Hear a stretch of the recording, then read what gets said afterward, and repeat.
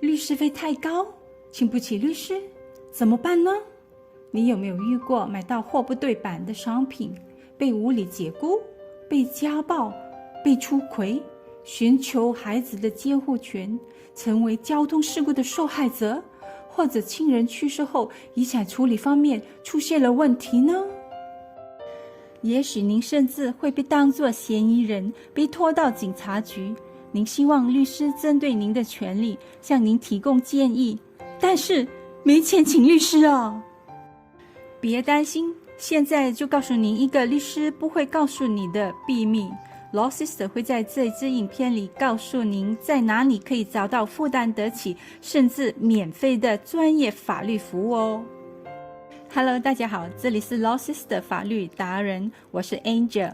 我会在这个频道带大家以法律角度一起探讨生活上发生的事，以及分享生活上的法律小知识与智慧，希望能借此提高您的法律思维。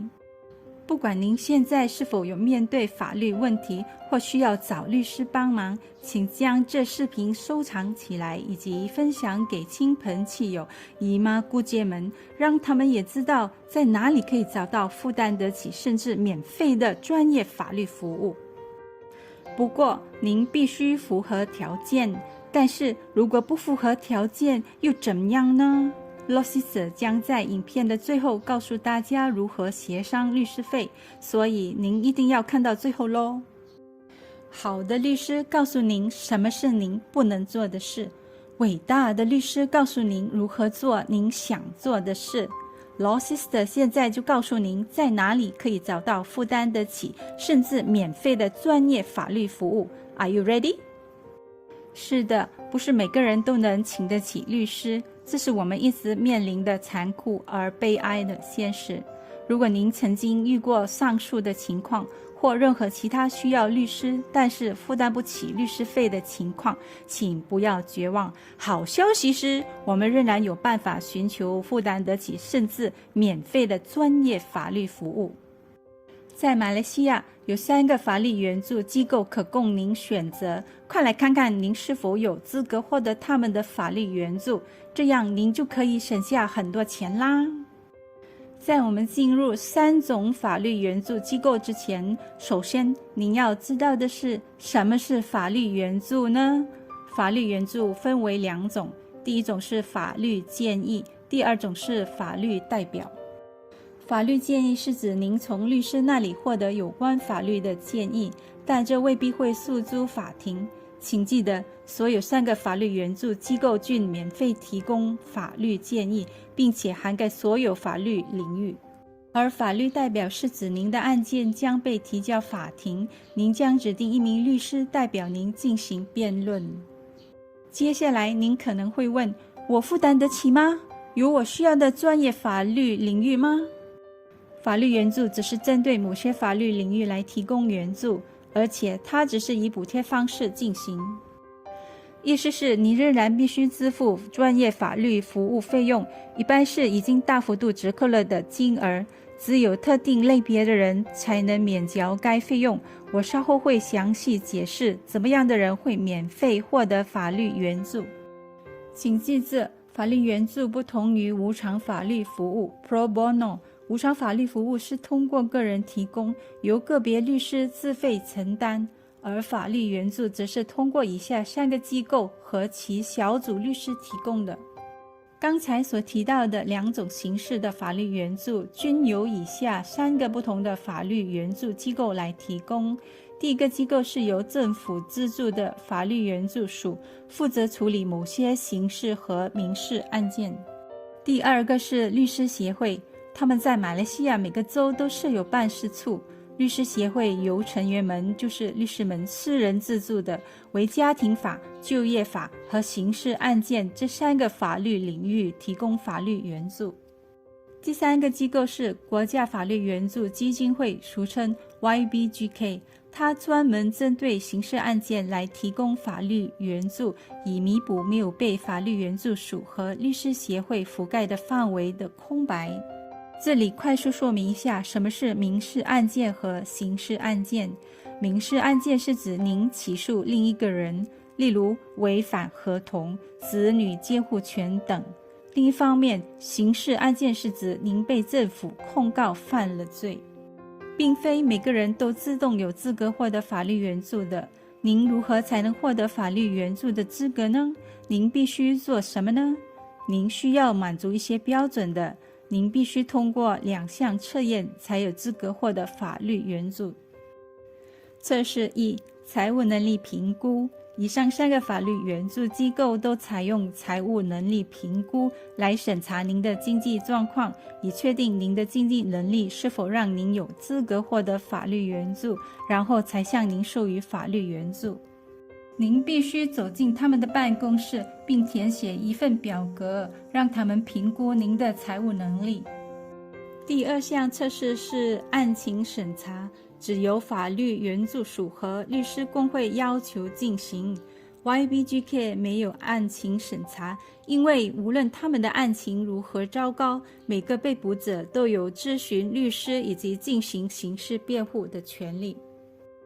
案情审查基本上是法律援助机构权衡您案件的案情，并查看是否有合理的理由授予您法律援助。但是如果您只是在发动一项无聊的索赔，然后您向法律援助机构寻求帮助的话，那您将不会获得帮助。接下来我们来看看第一个法律援助机构，就是法律援助署是如何运作的呢？法律援助署这项法律援助来自于1971年法律援助法案 LAA 1971法令，并以补贴价格的方式来为马来西亚人提供专业法律服务。这意味着您仍然需要支付一定的费用，但这比聘请您自己的律师还要便宜得多。法律援助署处理的案件类型包括刑事案件和民事案件。一般来说，法律援助署处理刑事案件只包括在当事人认罪后，并且只会帮助当事人要求减轻刑罚。您是否觉得很奇怪呢？他们只帮助认罪的人要求轻判。这是可以理解的，因为刚才讲到刑事案件是当事人被政府控告犯了罪，我们不能指望政府部门的检察官的团队们在同一案件中互相对峙。这个规则有2个例外，第一就是根据2001年的儿童法犯下的罪行，第二就是根据1955年的轻罪法令犯下属于轻罪的罪行。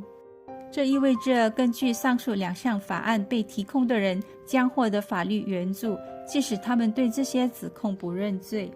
关于民事案件方面，法律援助署处理的民事案件类型包括：第一，家庭案件；第二，稻田耕作者的租约，就是关于租用稻田的合约；第三，小遗产的分配；第四，交通事故；第五，放债人；第六，租购 hire purchase；第七，租赁事宜 tenancy matters；第八，遗嘱认证和管理书；第九，收养；第十，消费者索赔。Law Sister 需要强调以下4点：第一，除了涵盖民事和刑事案件外，法律援助署还为回教案件仅限民事案件提供帮助，它还为民事和伊斯兰教法案件提供调解服务。需要注意的第2点是，即使您的案件超出法律援助署的管辖范围， LAA 1971法令也允许您向总干事申请豁免。第3点是LAA 1971法令也有一项服务名为法律伴侣服务，就是安排一位法律伴侣为儿童受害者的监护人提供陪伴、帮助和安慰。这位法律伴侣将为孩子的监护人提供建议，在法庭诉讼期间陪伴他们，有时还可以代表他们发言。第4点，如何注册法律援助呢？您必须走进法律援助的任何分支机构，并填写一份表格，支付10块钱的注册费进行注册。由于这只是一项补贴服务，除了您必须支付的10块钱注册费之外，你可能还需要向法律援助署针对所提供的法律服务支付一定的款项。那您应该付多少钱呢？这取决于您的年薪以及您的个人情况，就是是否拥有物业等等。如果您的年收入少于3万令吉，那您的法律援助将是免费的。第二个法律援助机构是律师协会。律师协会的法律援助 LAC 仅涵盖以下4个领域，就是家庭法案件、就业法案件、伊斯兰教法案件和刑事案件。针对律师协会的法律援助，如果您符合条件，就是通过测试1和测试2的话，您是无需支付法律费用的，它是完全免费的。在刑事案件方面，律师协会的法律援助和法律援助署的区别在于，律师协会还涵盖了被告不认罪的刑事案件，就是被告要求审判的案件。即使被告不认罪，也可以获得律师协会的法律援助，但是法律援助署只有对认罪的被告提供法律援助。法律协会不仅提供法律援助给马来西亚人，它还提供法律援助给有证件和无证件的外国人，不像法律援助署，它只适用于马来西亚人。要注意的是，即使律师协会的法律援助不向您收取1分钱的法律费用，您也必须在法庭上支付申请费和其他法庭费用。如果您胜诉，法院可能会允许您索回已支付的申请费，因此你需要保留适当的支付记录。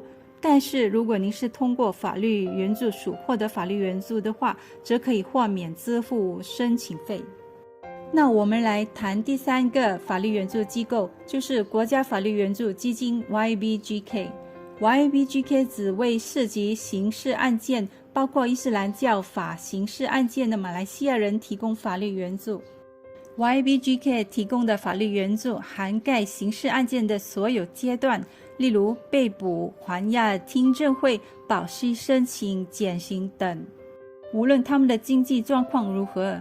然而，就审讯而言，被告人仍然需要通过经济状况审查，方有资格接受 YBGK 的法律援助。YBGK 的法律援助是通过自愿律师的服务，所以要获得自愿律师服务的资格，您必须通过经济状况审查，其中您的年收入不得超过36000。如果您通过了经济审查，任何例行的刑事案件都将获得法律代表，但判处死刑的罪行，例如谋杀案件，将免于经济审查。YBGK 是由政府资助的，但是由律师协会管理。这意味着在马来西亚半岛， YBGK 是通过律师协会的法律援助 LAC 来运作，而在沙巴和沙劳越则是通过法律援助署和沙巴法律协会以及沙劳越律师协会来运作的。至于付款方面，如果您的年收入是少于25000令吉的话，是免费的。但是如果您的收入是介于25000令吉至36000令吉之间的话，您将被收取由 YBGK 董事会决定的费用。所以今天的法律小贴士是，千万不要害怕寻求帮助。上面已经提到啦，所有3种形式的法律援助机构都提供免费的法律建议，因此如果您遇到困难，请随时通过以下号码与他们联系。说了这么多，如果结果还是显示您不符合法律援助的资格，您该如何呢？不符合法律援助资格的人可以向以上机构申请特殊豁免以获得法律援助。但是如果还是失败了呢？怎么办呢？这里有2个建议。第一，自己评估一下情况的严重性。如果只是一个小问题，我们不应该被自己的情绪控制我们。有些情况可以在不诉诸法庭的情况下得到解决的。使用良好的判断力吧，它可能会让我们省下不少的钱。第二，您可以找一位律师协商更好的价格，或者找一位公益律师。但这个世界上没有免费的午餐的。不要试图与您的律师协商不赢不收费，案件成功了才收律师费的协议，否则您的律师将受到纪律处分。因为律师协会是禁止律师们这样做的。好啦，今天的影片就到此为止。这里是 Law Sister 法律达人。如果你想让我们探讨什么话题的话，记得留言让我知道。别忘了订阅 Law Sister 法律达人的 YouTube 频道。谢谢，我是 Angel，我们就在下一集见啦，拜拜。